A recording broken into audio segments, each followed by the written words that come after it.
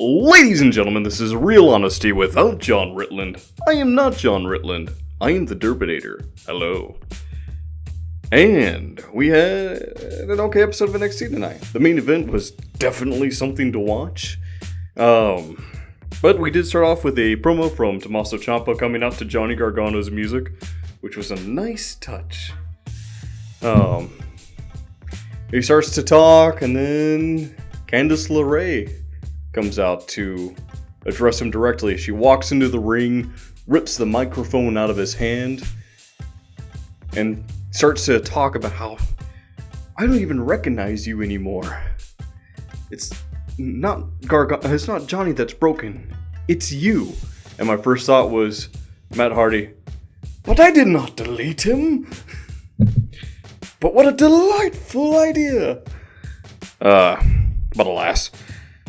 After that, we had a match between Lacey Evans and Jobber or somebody. I didn't catch her name, and they never mentioned it again, so I missed it. It was a short match. What a surprise. After Lacey Evans wins, obviously, Kairi Sane attacks Lacey Evans, so that feud is going on. I can't wait to see that 3-minute match again. Sorry, I'm a little frustrated. The women's division kind of deserves a little better than 3-minute matches every single week. Except for 1 week. After that, we had a promo with them interviewing Dakota Kai, and Nikki Cross comes up on her cell phone, and she's like, Hey, when are you going to fight Shayna? And taunting her and poking just a little bit of fun at her, addressing the elephant in the room, which is the fact that she's afraid of Shayna Baszler. Let me turn down the audio a bit. Decrease gains. But Dakota Kai was confused, perplexed. She didn't know quite how to address it. And Nikki Cross tells her, with fear comes opportunity. And tells her to fight her fear. So we're going to probably see some, starting off with a reluctant partnership with Nikki Cross and Dakota Kai, with Dakota Kai eventually going over to Nikki Cross's side and awakening her inner crazy to take down Shayna Baszler, which might be interesting. I'd like to see where this one goes. And I apologize if there's an echo. I haven't set up the soundproofing in this room yet, but, you know, I'll get to that eventually. Then we had a match between Velveteen Dream and Ricochet. It started off strangely grounded for the two of them. After the grapple battle, which went a little longer than the women's match, then came the aerial assault. There were some fantastic moves, and they were meeting each other's moves with their own moves that are similar, but, you know. As they were going through, they went to go turn and hit each other, and they headbutt each other, to which Morrow called it the malfunction at junction. Malfunction at the junction. Of course, soon after the malfunction at the junction, 2018, Lars Sullivan charges into the ring and takes down the both of them. And the repercussions will be felt soon enough. I mean, probably next week. I don't know. Maybe a takeover. After that, after Lars Sullivan decided to charge in and destroy all the little people, because I am a super mutant, we had a match between Conor Reeves and Raul Mendoza. It was a good start with a weird botch from Conor Reeves where he goes for the reverse diving elbow, just for it to completely miss, because he completely missed Raul. Probably because Raul wasn't in the right place at the right time. But that happened. Soon after, Raul did completely overhaul his assault by taking the fight to Conor Reeves, using evasion tactics and flying hits. Momentum came to a screeching halt, though, when he went to go leap over the top rope, and Kona just lifted up his foot to meet him.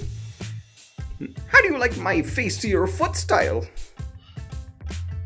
So yeah, kicked him out of the air, did a Samoan drop, and that was the end of Raul Mendoza. The man who could be great, but ends up jobbing. There was a backstage interview after that with Ricochet and Velveteen Dream, Ricochet standing in front of William Regal's office, and Velveteen Dream asks him, "And what are you doing here?" "I need to settle things with Lars Sullivan. Or, I need to deal with Lars Sullivan." Velveteen Dream kind of returns it and says that he also wants to take on Lars Sullivan. He's like, "So I guess we have something in common." And Ricochet looks at him and goes, "Guess we do." And he opens up the door for Velveteen Dream to step in and follows him into William Regal's office. So if this becomes a tag team, that's going to be a terrific tag team, even if it's temporary, which it should be. They're singles, guys. But yeah, I'm actually interested in seeing what happens with these two. After that, we had the main event, which was Lorcan, Burch, and Dunn versus the Undisputed Era with Kyle O'Reilly, Roderick Strong, and Adam Cole. Booby! Starts with Strong and Dunn, and then they tag in Burch and Kyle O'Reilly. Burch got beat up for a bit by O'Reilly and Adam Cole. Once Dunn gets tagged in, it immediately becomes a one-sided affair, with Dunn assembling Roderick in the middle of the ring. Dunn and gang decide to twist the digits of the Undisputed Era after all of them tried to launch an assault on Pete Dunne. Soon after, the Undisputed Era, though, does turn it around on Pete Dunne, assaulting him from every angle. The Goblin, known as Kyle O'Reilly, managed to start taking down Pete Dunne, surprisingly. Dunn manages to escape after getting backed in the corner and knocking Adam Cole and Roderick Strong off the ropes. Rushes over and tags in Oney Lorcan. Oney Lorcan goes ballistic. Lorcan starts taking out every member of the Undisputed Era in extreme fashion. Then Burch joins in, and Burch and Lorcan start to wail on Roderick Strong. Dunn attacks and just whacks Adam Cole off his feet with a single punch. It was pretty fun to watch. Soon after, the Undisputed Era takes it back over and starts to wail on Danny Burch. But Burch gets Kyle O'Reilly in a crossface. Then Dunn gets Adam Cole in it. Well, no, it was Burch got Kyle O'Reilly in a crossface. Lorcan put Roderick Strong in a hold. Adam Cole got stuck in a triple wrist lock by Pete Dunne. And then, I guess Lorcan didn't quite put enough pressure on because Roderick Strong kicked Lorcan into Dunne, who fell over onto Burch. Don't know how that happened.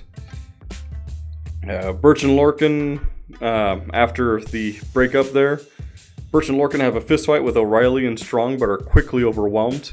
However, due to a miscue on O'Reilly's part, he hits Roderick Strong, and then gets taken out by Burch and Lorcan for the pin. And that was the end of the main event. It was a great match. It made most of the show worth it. Velveteen Dream versus Ricochet wasn't everything that I hoped for, but that's because it wasn't supposed to be their big match yet. And yeah, we'll see what the future holds for that. I liked this week's episode. I'm gonna give it a B-. The women's match felt like it was under 2 minutes, and that's just wonky as fuck. So, this has been Real Honesty without Jonn Ritland. I am not Jonn Ritland. I am the Derpinator. And let me know what you think down in the comments down below. And you all have a great night.